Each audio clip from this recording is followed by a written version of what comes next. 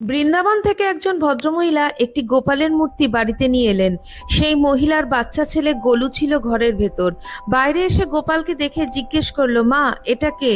মা বললেন, ইনি আমাদের ঈশ্বর গোপাল, আমাদের মালিক। এতদিন বাড়িতে যখনই নতুন কিছু রান্না হতো সবার প্রথমে গোলুই পেত, কিন্তু এখন সবার প্রথমে গোপালকে নিবেদন করে তারপর সবাই খাচ্ছে। এটা গোলু একদম পছন্দ করছে না, কারণ আগে সবকিছুই গোলুকে দেওয়া হতো, এখন গোপালকে দেওয়া হচ্ছে। মনে মনে সে গোপালের ওপর খুব রেগে গেল। একদিন মা বাজারে বেরোবেন, গোলুকে বললেন, গোলু, নদী থেকে ঘড়া করে জল নিয়ে এসে রেখো। গোলু যখন ঘড়াতে করে জল আনতে যাচ্ছিল তখন গোপালকে বলল, খাবার জন্য তো সবার প্রথমে তৈরি থাকো, কিন্তু কাজ তো সব আমাকেই করতে হয়, এখানে থাকতে গেলে কাজ করতে হবে। এই বলে গোলু জল আনতে চলে গেল। গোলু যখন নদী থেকে জল নিচ্ছিল তখন দেখলো গোপাল সেখানে দাঁড়িয়ে গোলুকে বলছে,